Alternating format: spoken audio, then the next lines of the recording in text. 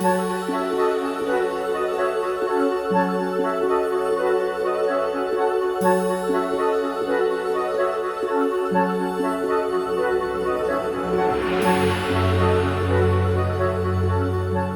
here to actually have a little fun. Jim, this was kind of your suggestion that let's chat about time, space, gravity, some of these multi-dimensional and amazing concepts. Yes. You and I have been talking on the phone a little bit about doing it, and we're here. We just finished with a filming of another class, and I'm ready to go. I know Adamus is ready to go. Yeah, I'm excited. I think this gives us an opportunity to basically ask some questions and really open some aspects of consciousness that haven't been really available. And so my awareness is this is actually kind of a groundbreaking, even though I think the answer is going to be very straightforward, in a piece of information is being put into the mass consciousness to begin to choose differently. Yeah. So it'll be interesting. I like the way you put that. Be interesting. Well, and what we're going to do is Linda's going to go into some breathing with us in just a minute. It allows me to get really connected with Adamus. I'm going to be channeling Adamus with my eyes closed, which I normally don't do, but in order, this is such a kind of a deep subject that allows me to go, he takes me to other places when my eyes are closed. Probably won't even stand up, but I do want to take off my shoes before we start here. Please, that's important. Please, yeah. Your toes might get cold. They are going to get cold, but it doesn't matter because I won't feel them. And this will be kind of interesting because I'll be channeling Adamus, and you're going to be asking questions, but I know simultaneously you've got Metatron, maybe some others hanging around, so you're going to kind of be asking questions and channeling, adding your own input, Yes. the way I understand. Yes. Okay, so this will be really interesting, and it'll be very, very interesting. I look forward to see what's going to happen. Good. And you know, if none of this works out, we're going to throw away the video. And if it works out, well, you're watching it right Something now. for something enjoyable. And maybe that can be edited out. That's true. Or maybe we keep it in because we like having fun. With that, we're ready for Adamus and Jim Self to take us through this journey.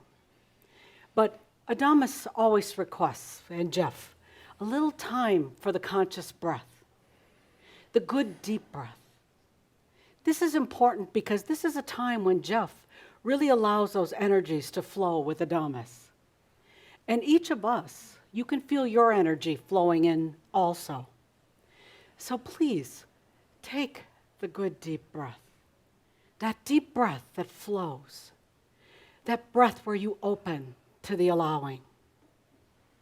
Feel, as you breathe, you can feel the energies shifting and allowing. So breathe deeply with awareness and consciousness. Breathe with all that you are. Feel the energies. Breathe with awareness. Breathe with all that you are in this now moment. Breathe. I am that I am. The beloved Saint Germain. Thank you for inviting me and the others in for this opportunity. We're going to be speaking in human words and human concepts, and at the same time, there's going to be an energy delivery on many, many other levels, because the human language, as beautiful as it is, has its limitations in explaining these things. So you could kind of say we're going to be showing pictures to each and every one of you, projecting pictures for you to get a better overall sense. I'd be delighted to answer any questions, and I'll be asking a few as well. So I have a question as I start to look at this. One of the experiences that people have looked at in this whole shift is time and space as a part of this fabric of where we play in these different dimensions. But it's beginning to become clear that time and space are actually one thing when you combine them. And in that context, there is a field, a force field, that we call gravity, kind of holds everything together.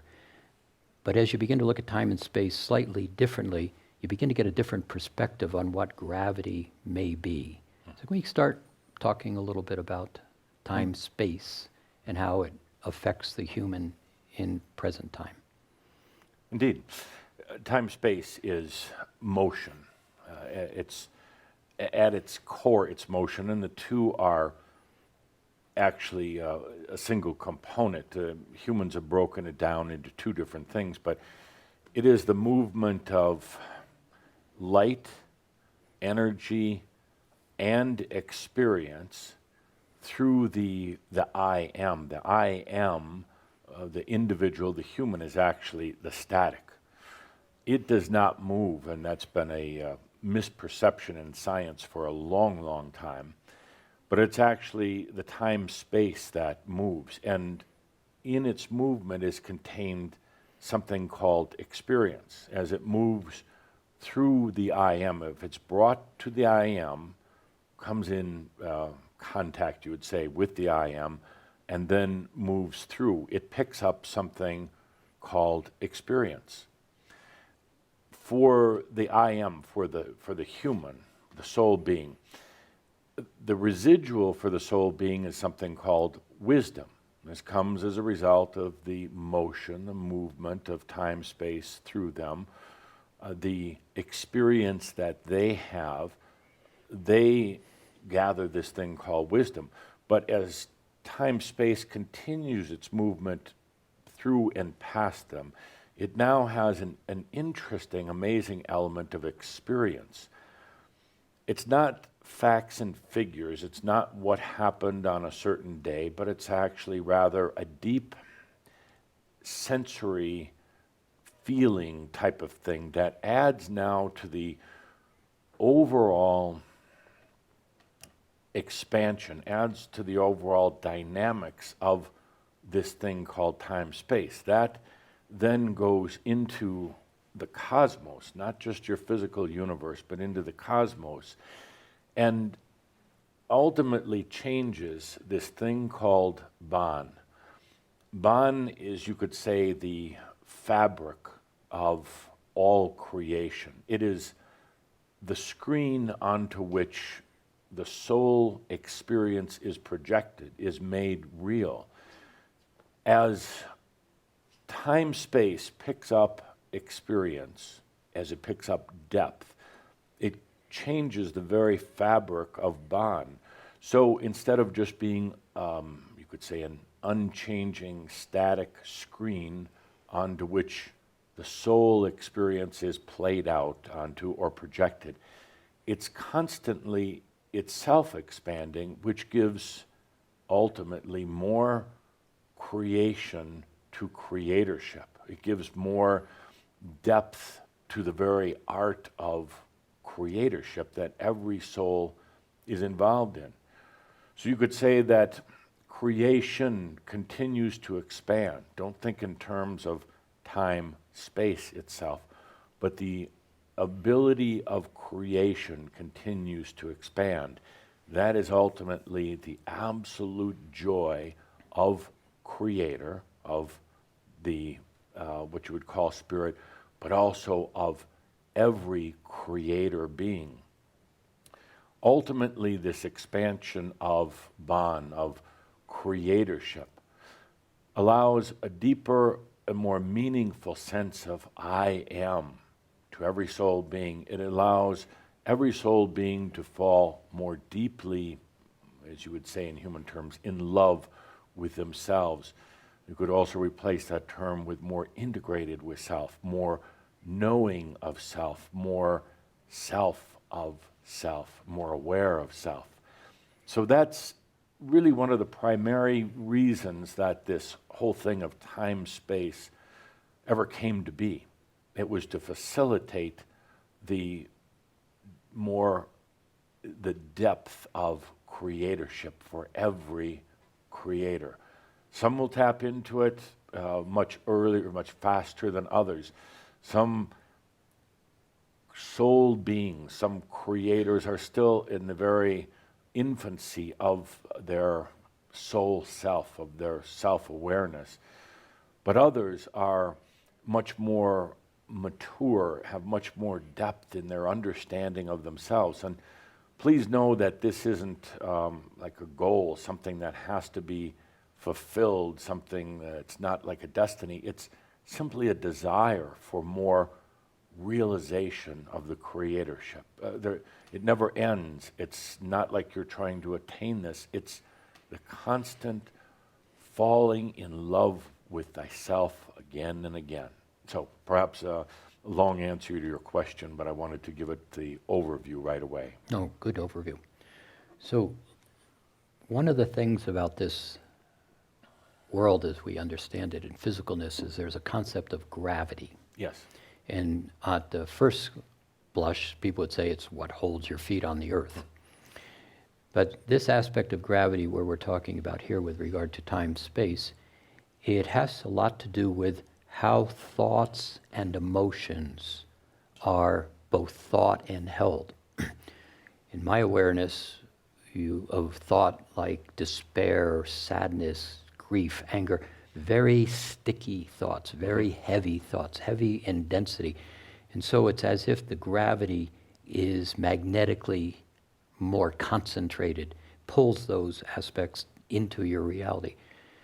As you think beauty, well-being, smile, happy, puppy dogs, those thoughts are much more airy, fluid, mobile, flexible, and everything moves. The wisdom begins to be observed and experienced as it passes through, creating that sense of awareness in the consciousness. So talk a little bit about those thoughts as we're moving from this third dimensional reality into a faster moving consciousness. Talk a little bit about how that thought and emotion, holding on to things as I'm not okay, plays out in this evolution. Indeed. As time-space comes to the I am, comes to the being, in this case the human being, and the human then takes in those energies and begins their process of experience. And in these experiences, truly there is no good or bad, right or wrong, but the human mind will perceive it as such. To time, space, to the true creator, it's just an experience, that's all. But as there is this movement of time, space, which ultimately also brings light and energy and plasma into the experience, the reference point of the human's experience.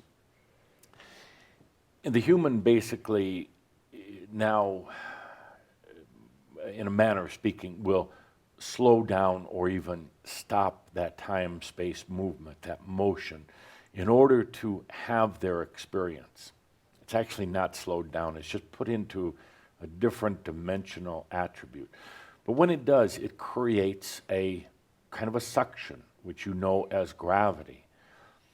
Gravity is both a physical effect, and gravity is an energetic and even a psychological effect. It causes things to appear to stop, appear to slow down, appear to form. It creates something called matter. And ultimately nothing is solid, but it creates the illusion of matter or things that are solid. It puts a combination of magnetic, electrical, and gravitational forces even on things like thought. So you were saying that that sadness, depression, anger, they seem to be more dense because they have a way of actually slowing down this time-space movement, creating an even greater gravitational effect, and they seem to be denser. They seem to be less light. They seem to have a glue on them. In reality, they really don't, but you could say it's just traveling on a little bit different dimensional path that makes it appear that they're going slower. Whereas happy thoughts, light thoughts, joy, abundance, things like that, appear to be less dense. They're actually not, but the time-space is actually moving through those faster, whereas on the sad thoughts, the depressed thoughts, it appears to be moving slower. So a lot of interesting things happen in this. And again, this is all perception. So it appears happy thoughts moving faster, sad thoughts being heavier, moving slower. And you can see now that time, space, light, and energy moving through the human, moving through their experience. Now you have an imbalance because you have different speeds occurring, different rates of movement, which cause different rates of gravitational force. And again, gravity is not just objects falling to the ground, but this gravity is also, it affects everything. It affects emotions, it affects your mind, it affects your body. So you have these variable movements of time, space, of light, of plasma, and of energy all moving through. And that's why oftentimes the human, really acclimated in time, space, gets very imbalanced because they can't handle the different perceived rates of movement. Now you have a variety of gravitational forces, gravitational pulls, seductions happening to a person. You have within the physical body at any given point, you would have tens of thousands of different gravitational pulls and rates and motion movements all occurring. And in a sense, the human body and the mind are trying desperately to keep it all together. What ultimately makes a difference is if you realize, first of all, that you, as a conscious soul being, are static. Everything is moving through you, everything. And it's a very unusual concept for most humans. It's as big of a concept shift as it was a long time ago, well, not so long ago, when humans were posed with the concept that the world was round rather than flat. They could just not handle that. They argued about it. They killed others for it, but they finally realized, no, the earth is indeed round. So you have the same thing, that there will be those who absolutely argue it. They prove it with their physics and with their measurement systems, which of course are limited. And they'll argue for the fact that you move through time and space. I love this discussion because I even get Einstein around for this, and I get some of the other great thinkers around because they too thought that, most of them thought that the human was the one moving through time-space, or if I would throw you an object, such as this coffee cup, that it is moving. Not at all. There is going to be such a breakthrough, quantum breakthrough in everything from physics to psychology to everything else, when there's that realization that it is time-space moving through you. And I'm sorry, I'm getting long-winded here, but That's okay. I enjoy the opportunity. Usually it's that Adamus part of me that comes in. Now, the other thing that's very important for anybody involved in quantum metaphysics is that when you realize that you're not going out trying to affect yourself through time and space and matter, that it's flowing through you, and that everything comes to you. You no longer have to go out and battle all these seen and unseen forces to survive, to create what little semblance of reality that you have, that you're there, and that it's coming to you. It being, again, time, space, it being light, it being energy, it being potentials and opportunity. It's coming to you. And it's only for you to be conscious and aware that it is coming. You're not chasing it. It's not trying to elude you. It's coming right to you. And if you are, like you say so often, Jim, if you are in the present moment, and only if you are in the present moment, if you are in the present moment and aware, then you literally get to choose to have any of those energies, any of those forces, any of those opportunities. You get to pick them, which ones you want. It all comes to you. In a relatively human analogy, you don't have to go out to the grocery store.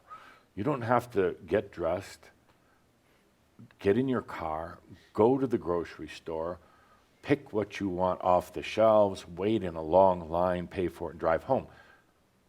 It changes. It is now that the grocery store comes to you. While you're laying in bed or sitting in your chair, it comes to you. And then you just imagine what you want: a cantaloupe, chocolate chip cookies, a pizza, a salad. And it's there. Not only there, but it's all pre-made, pre-organized, prepared, cooked, and everything else, and served to you by a butler. And it's a metaphor, it's an analogy, but it also could be a reality. The butler. The butler, yes. The robot butler. Yes, Yeah, it's always a robot. Yeah. So that's the shocking difference in all of this. And we could get into, and we would happy to get into the physics, but I'm looking at this quantum shift of consciousness, and it only takes a few for it to start affecting everything. Let me say that a little bit. So right here, a number of people listening to this are saying, "Oh, won't that be cool? Wouldn't that be fun? Yes. Oh, that'll be really good." No. He's telling you how it is. This is how it is. This is how it is. It's basically, I would like the apple, and the apple appears in your hand. The mindset, as we have it now, only allows you to go as far as, wow, that's going to be great when that happens. What we're saying is it's happening, and it's very available to you now. Now, it'll only take a few, and then a few more, and then Yes. all will have the experience in the fields. It's being put into those fields right now. But there's a shift that is, as you're speaking to this, very important. It's that place where you go into a space of consciousness. You know yourself. You're beginning to know yourself. We've just done that whole series on freedom and the heaviness of a lot of the thoughts, I'm not okay, I don't deserve. It's when those thoughts leave, when you let them leave, and it's almost as if you get to look up rather than looking down.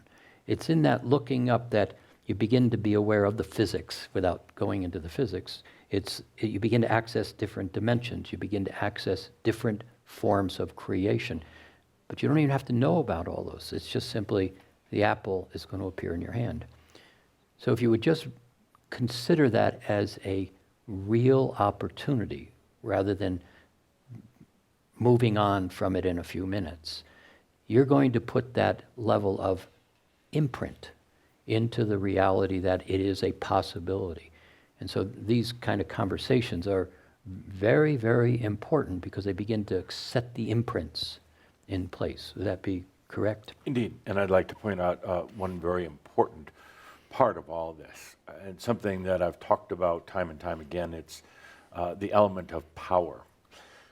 Power is basically an illusion. Power is a dynamic for those who believe that you have to go out and get it, that you are moving through time and space, that you have to try to grab onto, you have to get energy outside of you. So it created a dynamic, a psychological dynamic called power. Over the ages, you have seen rulers or countries or business people, politicians, and everyday humans trying to use power to get energy.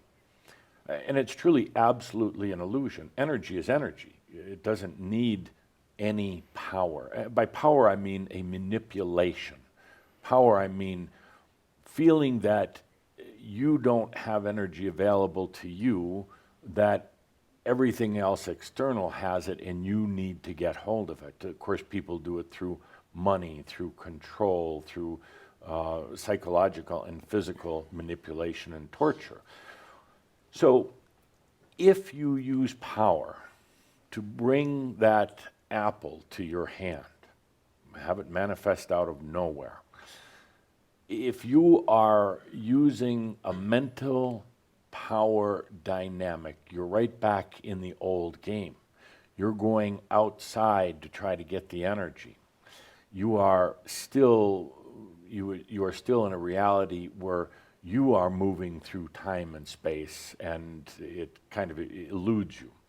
However, if you understand that no power is required, that you simply put out your hand, or you don't even have to do that, but let's say you put out your hand, you imagine, you feel, not imagine, but you feel, you sense that this time-space movement, you sense it coming through you, you hold out your hand, an apple will appear. But if you use power, if you feel you're having to exert, that you're having to force anything or even overly focus rather than just being in the absolute moment and receiving, then you're using power and you're not understanding any of this. But if you can simply let that time space come through you, it will actually assemble the energies, organize the energies, and create that apple right in your hand. That's the amazing part of it. So that's so important to understand. The energy comes to you. It is there. It is available to anyone. And it doesn't matter what you think of yourself, what you've done in the past. It simply comes to you. I want to point out one other thing here too. As this movement of time-space, which also then brings in light, energy, plasma, as it's coming through you, and as there's this perception that it slows down while it's in this womb of experience, it creates an interesting effect, because here you have a natural movement of time-space, and it suddenly slowed down or stopped in this womb of experience, in the human experience. There is an effect behind it. It's kind of like a Venturi effect, because you have a flow that's suddenly restricted and then opened up on the backside. So you have the gravitational force or dynamic of everything getting slowed down. It's like kind of like damming up a river in a way. And then on the backside, you have anti-gravity. You have kind of a reverse dynamic to the gravitational force itself. It is this anti-gravity, it is this reverse effect, the Venturi effect, that is actually one of the keys to the whole energy situation on the planet. When scientists, researchers or inventors with a very open mind realize that time-space is what's moving, not you, not matter, when they realize that, then they'll be able to tap into this enormous energy reservoir of anti-gravity. It is clean, it is simple, it's non-corrosive, it's really not explosive, but it could be made so. But it is such a clean energy force. And this is why I get very excited, because I see this coming into realization in this planet very, very soon. There's some who are very close to it right now. That's very exciting. Yes. Very exciting. Kind of in that same space, but in a little different direction. The Earth is evolving very, very rapidly at this point. Yes. It's a living entity. Mm-hmm. In my another aspect of me in that sleep space engages in that evolution of the Christed nature of the earth every night. One of the things is the elementals, their job to a great extent, in very simplistic manner, is to reflect back to the human what the human thinks. Very simple. But in the process of us holding fear, anger, rage, resentment, that aspect is very prominent in the thought realms relating to the earth, relating to the human. And that's in the process of changing. But can you talk a little bit about how, I'm going to just call it that thought realm, that fourth dimensional space is thought. It's not physical, it's thought. And those heavy I'm not okays all sit in that space, but that space affects the evolution of the earth as well as the evolution of the human. Can you talk a little bit about that? Excellent question. Thank you. Absolutely. And it ties into so much of what you're teaching and what we're teaching and what we're all learning right now. You have a convergence of things happening like never before in the history of this planet. And by the way, I have to mention, this planet is so special because of all of its attributes, physical and mental and everything else, but it is up to now, it is the only planet for ascension, for enlightenment. All of the ascended masters who have ever been, whoever ever ascended and become enlightened, however you want to put it, have come by way of Earth. That will change, but right now it is so special because of that. It is also the planet where love was first realized, where it's first felt. And most humans think that love was created by God. No, not at all. Spirit never felt or experienced love until the humans did. Then Spirit knew what love was. But I digress a bit from the overall point. We have a convergence happening right now. Technology is growing at an exponential rate. And within the next, I'm going to say safely 5 years, the capability of technology are going to exceed the human mind. In some ways, they already have computations and memory storage and things like that. But as technology's computerization increases, in 5 years, it's going to go beyond the level of the human mind. And as I pointed out in a few of my talks, that there's those who say, well, we're only using 20% of the human mind. But not at all. You're using 100% every day. Now, it has the potential to expand, but you're using 100% every day. So in this convergence, technology surpassing the mind, and in this convergence of consciousness truly coming to some, the awareness coming to some, there's also another factor in the convergence, is that there are some physicists who are beginning to understand consciousness as the dynamic element in all of creation. And this is not a religious, these people are atheists. It's not religious or spiritual. They're understanding, they're not calling it consciousness yet, but it's other things. They're understanding that this is the missing link, the missing ingredient, but they're struggling because it can't be measured and it can't be quantified in human terms right now. So you have this dynamic coming in. You have tremendous research that is coming from small laboratories all around the world, as well as places like CERN. All of this is coming together, and you have a lot of humans who are still in a very slow experience, in a very heavy or dense experience, and essentially don't really want to get out of that, even with every opportunity they have. You have this, what you call fourth dimension, or the near-Earth realms, where you have heavy thought concentrations. It's like this very dense cloud kind of surrounding the Earth.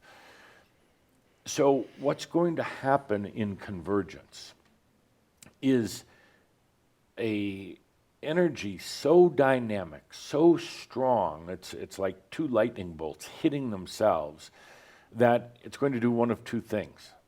It's going to either fuse this earth together, it's going to bring together all the elements, the old and the new and the conscious and the unconscious. It's finally going to provide such a dynamic charge that it's going to fuse them together, or it's going to blow them apart into two different worlds, into basically old earth and what we have termed loosely new earth.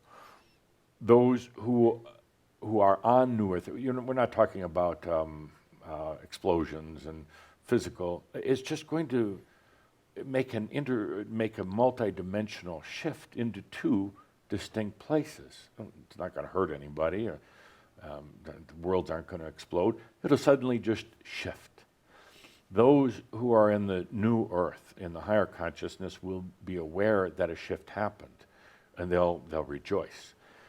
Those who stay on the old earth, much denser, much older, and a power-oriented place, are not going to realize that anything happened. They really won't, because their consciousness is so low. So this fusion or separation, I don't want to give it an exact date, it depends on so many things, but I would say for many of you, it's going to happen in your lifetime. There's nothing to panic about. You don't have to go and buy guns and store up food or anything like that. It's just going to happen. It is actually the movement of time and space responding to two diverse elements, and is just going to move them both off onto their own path. And one will continue faster, have energy movement faster. The other will continue to halt or slow down energy. Yes. Mm-hmm. And Caldera is apologizing, not me, for being long-winded about all this. No, this is good. This is good. Let's take this into one more question in this regard. And then I'd like to ask you some. Oh, very good. Good. This, one of the things that I'm aware of is, in the context of what you just explained, is there is a great value in humanity stepping into a level of consciousness and recognizing what's possible with that living light body. Yes. And this group that's listening to this are really out on the front edge of that. You may look in the mirror every day and see the pimple on your nose and go, I don't know what they're talking about. But this is you. This is a small group of people on the planet that are going to be able to put into the imprinting into the ethers, if you would, this living light body, what the next generation humanity is. And there's a combination of this vast technological opportunity, this AI as it's generally called, beginning to hit new generations to where it will create unto itself. And there's some that worry about all the devastation that could occur. But the flip side of it is those that are stepping into that living light body, those that are putting it together, beginning to access consciousness in that, are forming the next generation of human species. That combination of that tremendous technology and the consciousness of the human being and the element of love. And it's being done in and around that step up of consciousness that comes in that light body. Can you talk a little bit about that? Yes, and it's going to get off into what may appear to be the sci-fi realms, but absolutely. Part of the process of bringing in the light body is a release from the old architecture of the flesh and bone, the biological body. I know this is going to sound a bit out in the limb here, but we just look at what's coming about. So the body of the future is going to be the light essence, and in the living, well, that's not the right way to say it, in the essence part of the body. What you now know as your flesh and bones and your organs and tissues are going to be They're going to be manufactured. They're not going to be just hereditary. They're going, oof, I'm losing my channeler here. Just lost So, Jeff. Back. And please understand that this does sound like sci-fi, but if you look at it, here's what's coming. Your light body will be incarnate, manifest on Earth, but your physical body is basically going to be manufactured, not tin and steel and things like that, but they're going to be, it's going to be manufactured from nanotechnology. It's going to even ultimately change the whole birth process. The womb and the sperm and the egg and all the rest of that been around for a long time. The conscious beings are going to be creating their own body from nanotechnology, and they're going to be able to easily replace parts that wear out, but with nanotechnology, the parts really won't wear out as quickly as your ancestral cellular body. It's going to it's going to sound very strange not to have a birthed body, to basically have a manufactured, but ultimately it's going to be much more conscious, much more yours, and less dependent, well, not dependent at all on ancestors. So in the future, you're going to have those who continue with the regular birth ancestral DNA process, and they're going to hold on to that very tight. They're going to insist this is what God wants. God doesn't give a damn about it because it doesn't matter. You're going to have a whole new breed of beings that have brought consciousness and what you call light body into the manufactured body. And there's going to be some who say this is the work of the devil. It is simply the work of consciousness. Can you imagine now for just a moment taking you, I mean your essence, your consciousness, and instilling it with its life force energy into a manufactured body, but it has consciousness, it has awareness, it has realization. It's not, it is its own. You now truly own your body. That is where it's going. Now, I see that also in not just as a manufactured, go to the factory, get your manufactured parts, but those that are in that light body beginning to play in an aspect of consciousness, create it, manufacture it, build it from consciousness. Yes. It begins to appear. Yes. It's not a go to the factory. It's simply Right. think it and the apple appears using time, space, gravity, thought, emotion. You simply, with the consciousness of nanotechnology and the technology beyond the nanotechnology, you just create Yes. that consciousness. Absolutely. And those that hold that awareness very strongly in that aspect called Christ consciousness, that aspect that uses light to manufacture that creation to step into and become. And this is at one of the points where we're playing right now. This is at one of this thought, this discussion sets opportunity in motion to be chosen from, or not.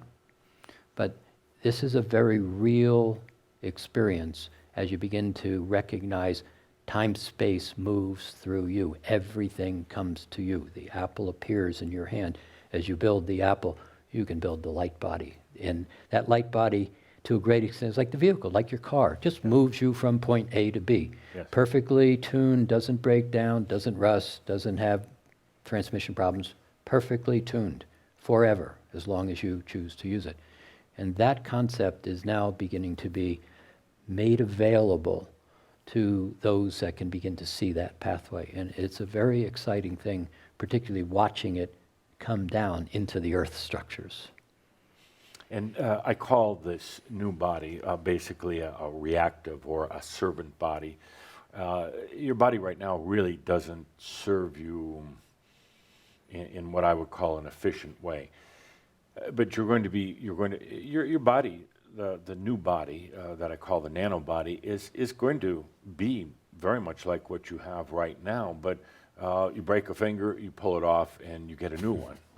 Really, quite frankly. Just like a starfish. Absolutely. But without the element of consciousness, which cannot be,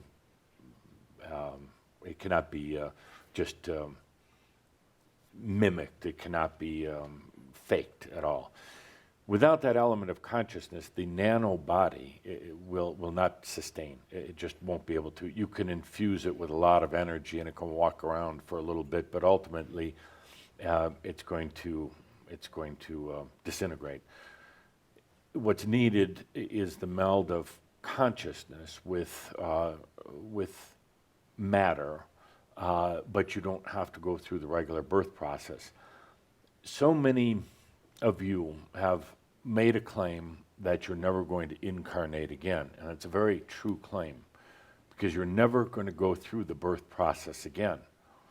But you may come back to Earth after this physical body dies off. You may come back in consciousness, in a light body, with all of the memory attributes of what it was like to have flesh and bones that came through birthing from your ancestors.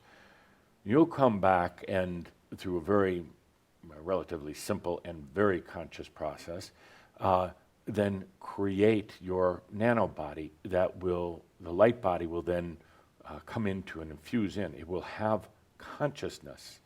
You're going to look back one day and say, that was really strange that we had to do the birth thing, and that we had to inherit DNA, and we had to even inherit the looks of our parents and their parents. That's going to be such a crude and strange process. Yes. Now, I have a question for you. So here you sit as a human in your inherited body, your hand-me-down, and at the same time, right now, I'm very aware of your light body. I'm very aware of it operating in what you would call a different dimension, but it's actually not. It's right here, just kind of out of perspective. Would you tell us a little bit about what you've learned in your own light body, which is so very close to this reality right now? Yes. So what I'm aware of is it's simply just slightly out of phase. Out of phase. Yes. Exists, it's conscious, it's there, it's accessible, I'm aware of it. One of the things I'm aware of it is the vastness that is consciousness is almost unimaginable. It is unimaginable. And from this light body space of newly stepping into this space, it operates in different consciousness and different language, different light frequencies. And so it's really like a little child beginning to experience itself in my reality. And I don't know what all those things I'm looking at mean or how to use them. But I am very conscious of this conversation we just had about simply the apple comes to your hand. Everything comes to you. That light body is something you will think into existence from a fully conscious place. And so, in a way, it's like, how do you bring it into phase right now? And I think that's the wrong question, bring it into phase, because it's almost like, well, how do I go back into this space and live in this space, where it's really, how do I take that space and walk in the world but not be of the world? And then hold that level of light that is so intense and allows for people to let that vibration just move through their time space, choose a different opportunity. And so how to do that at the moment, little child figuring it out, but very, very present in the awareness of what's possible. And if I could offer a little Yes. advice on that, you say how to bring it into phase. It's going to sound strange, but you basically die. Yes. And you die and you stay alive at the same time, but you basically, you know how, understand your analogy here through cauldron, but you know how if you're going to flip over from, I guess you say, one server to another in your computer yes, world, yes. you switch over, and you do it on the fly. In other words, there's no period of non-service. You just flip the switch, you go from server A over to server B, and it's a death process, but the energies don't stop moving. You just click over to the other side. So in this, you basically allow a death process, painless, and one where you're fully conscious, and instead of going from physical body, switching over to light body, actually what happens is you're simultaneously switching on light body. So now they're both operating. They're both being in phase with time space moving through them, and then ultimately they actually meld together. Excellent. If you were going to change the name from light body to another name, what would that be? Hadn't thought about that. Let's see. Well, I would see it as a living consciousness, Yes. and most likely I wouldn't have an identity because it's not true. My reality is in that space where I'm evolving. All these instructions in Mastering Alchemy is there's two aspects. There's that unique individual reflection of creator being reflected back to creator. And there's that universal, all that is, the ocean, if you would, without an individuality, but that space of knowing, engaging, and all that is.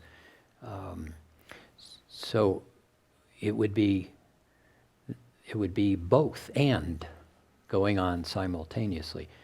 I don't know that I would know what to call that. I would call it the I am body, Yeah, or yes. embody, because now your consciousness is Yes.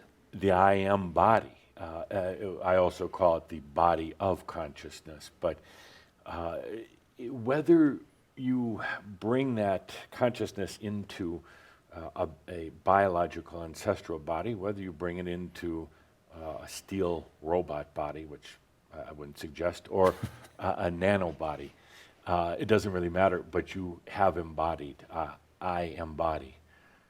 So, and I say that Have you because- copyrighted that? No, I have Oh, not. I see. It's good to consider. No, I don't copyright. I see. I just claim ownership, and anybody who tries to mess with it, You have a bigger beware. lawyer. Exactly. Yes. I am the lawyer. But now you've taken away Calder from off you, Calder. track. Yes, we'll sorry. go back here Hate to interfere to with the- this to thinking. the discussion. It doesn't matter what you embody into. Humans have gotten used to embodying into, this vessel. It doesn't matter if you embody into a tree, which is not too much fun, or you embody into this nanotechnology. It is the act of embodying. And the term light body has been used for quite a while, but there are some misconceptions about that. You think you're glowing, and I guess in a way you are, but so I would suggest even kind of a refinement of that term, a gentle refinement, so people don't imagine like a shimmering ghost-like shape suddenly coming down into their being. The light body is consciousness in the flow of time, space, light, and it's allowing that time, space to flow through it without having to stop the natural flow, flow through it without making it, having to make it dense, therefore changing the gravitational aspects that have kept this old physical body so dense and thick. So another way of putting it, you are very aware of the placement of consciousness, of you, in the flow of time, space, without inhibiting the flow, but yet allowing the experience to come forth. That's good. Very expandable. Yes, Also very very expandable.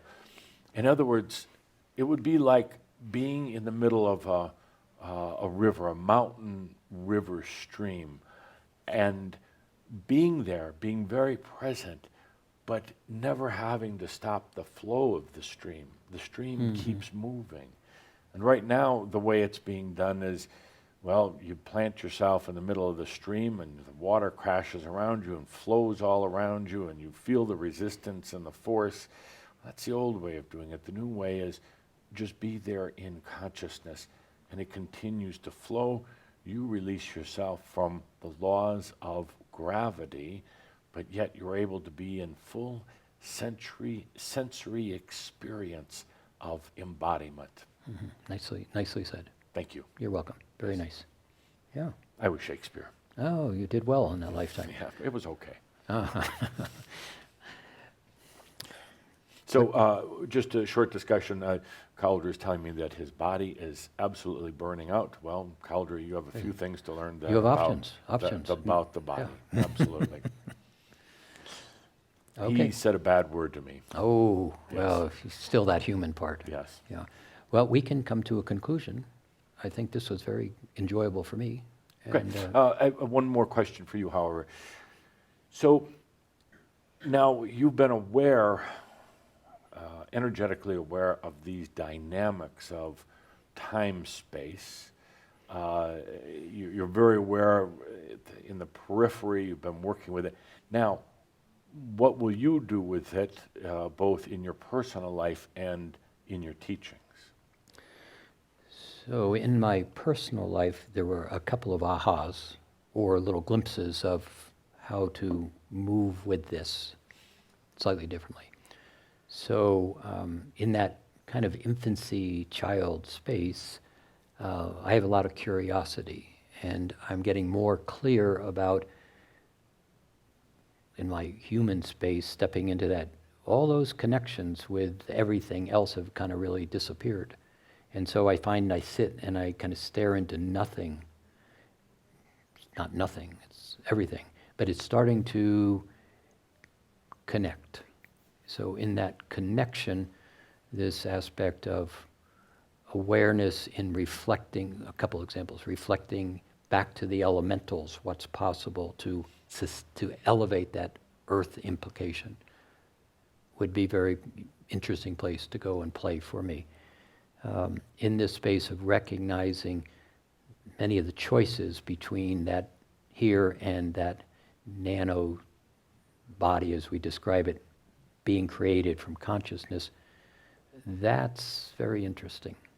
And in my awareness in this conversation, Zadkiel and Uriel and Yeshua all standing here for this conversation, orchestrating this conversation, because their opportunity in creating that imprint through the human form being present in that consciousness is very opportunistic. And so we will have numbers of conversations, the four of us, in that space. Good. And just a word of advice. Yes, please. And for you and others. It's going to be so important, again, I've talked about this before, but so important right now to find space to yourself, find that place to yourself from on a regular basis, removing from the everyday flow of time, space, of life. It's a way of not only recharging your system, but that's the time you're going to have the greatest insights into what's really happening. So a week here or maybe 2 weeks there, but that time away is going to be so important for your creative energies, for all of you actually. Yeah. Yes. Yeshua's shaking his head. Yes, yes. I know this place, he says. Yeah. Thank you. That is actually Very helpful. And again, I summarize by saying this is such a time of convergence, and the words cannot adequately say it, so I'm going to share a picture, an energy picture, a hologram with each and every one of you right now of this great convergence of technologies and energies and hopes and dreams of what you would call the past and the future, but really coming into synchronization in the now of, Jim mentioned the word bringing things into phase, things that have been so out of phase that you haven't even sensed them, seen them, felt them. They're there, but they're out of phase with the working self. And that's all coming together, and that's going to create the fusing of Earth and the elementals and humans and potentials and technology and everything else, or it will actually create a very graceful separation of the two to give those humans who are in consciousness and being in the I am their own place now without the burdens of so much of the old birthers and the old consciousness. It is not a time of disaster and destruction on this planet. Actually, it is the greatest time of expansion on this planet and for humans. So please don't fret, don't worry. It's actually, it is the dream realized right now. So let's get together and do this more often and bring more of your friends around. It was good having them. Yes, they enjoy being here with you. Absolutely. So, very much grateful. Thank With you. that, I am the beloved Saint Germain.